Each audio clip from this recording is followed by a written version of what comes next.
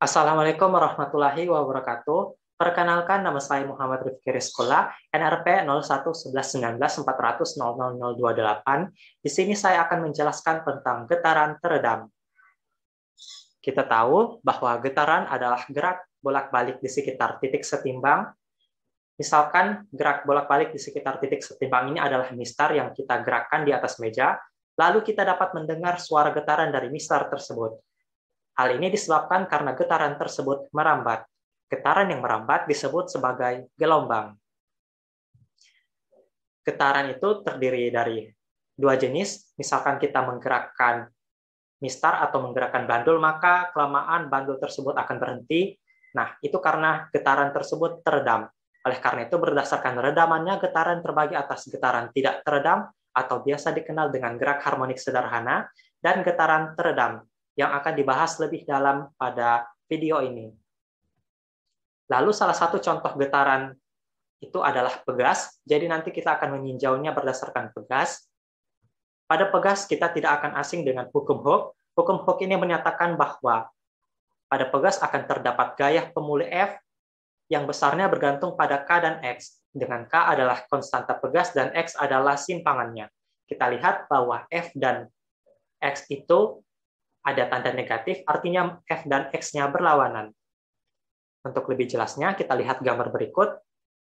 Misalkan di sini pegasnya di titik setimbang X0, ditarik sampai di sini, di titik X, maka pegas ini akan kembali ke titik X0 karena ada gaya F atau gaya pemulihnya, sedangkan untuk X-nya kita lihat bahwa X-nya itu mengarah ke sana. Bisa dilihat di sini F dan X-nya berlawanan. Lalu jika kita meninjaunya ini sebagai getaran teredam, maka di sini akan ada redaman akibat gaya gesek, yaitu Fs. Jadi kita tinjau berdasarkan hukum 2 Newton menyatakan bahwa sigma F sama dengan M kali A, A-nya ditulis sebagai X double dot, lalu sigma F-nya kita ganti menjadi F dikurang Fs, anggap saja F-nya positif. Sekarang substitusikan F-nya. Nah, di sini Fs-nya sama dengan Bx dot. Fs ini atau gaya gesek ini bergantung pada B atau koefisien gesek dari benda tersebut terhadap permukaannya dan V atau kecepatannya. Jadi V-nya ini langsung ditulis saja sebagai X dot. Sekarang persamaannya dapat menjadi seperti ini. Di sini ada sedikit typo, harusnya double dot. Nah, persamaan ini dapat diubah menjadi X double dot plus Km X plus B per M X dot sama dengan 0. Atau jika ingin lebih rapi dapat ditulis seperti ini saja. Nah, kita lihat di situ ada B per M dan K per M. B per M ini dikenal sebagai 2 gamma, atau gamma sama dengan B per 2M. Dengan gamma adalah konstanta redamannya. Sedangkan K per M sudah familiar adalah omega kuadrat.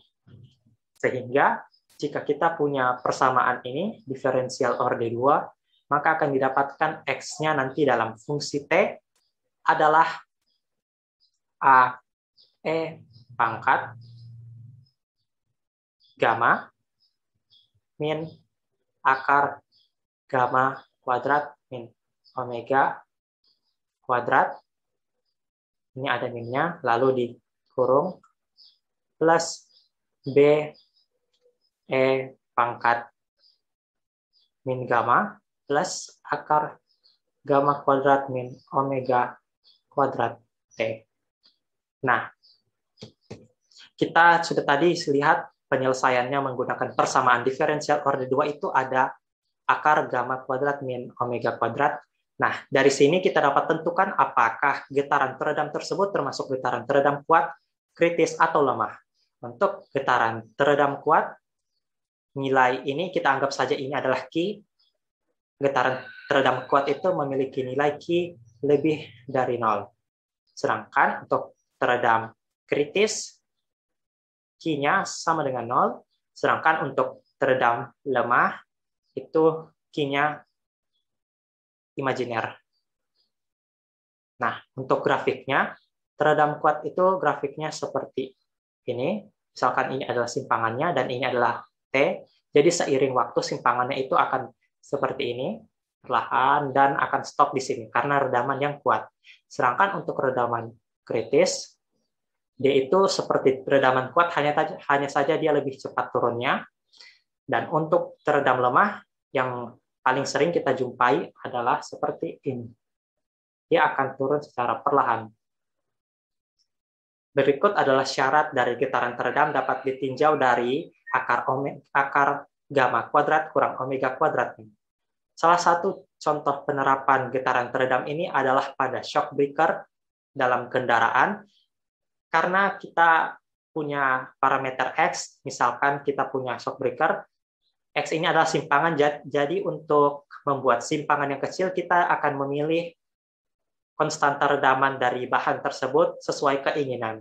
Jadi dengan mempelajari getaran teredam ini, kita dapat memilih bahan yang tepat untuk shock breaker agar X-nya tidak terlalu besar.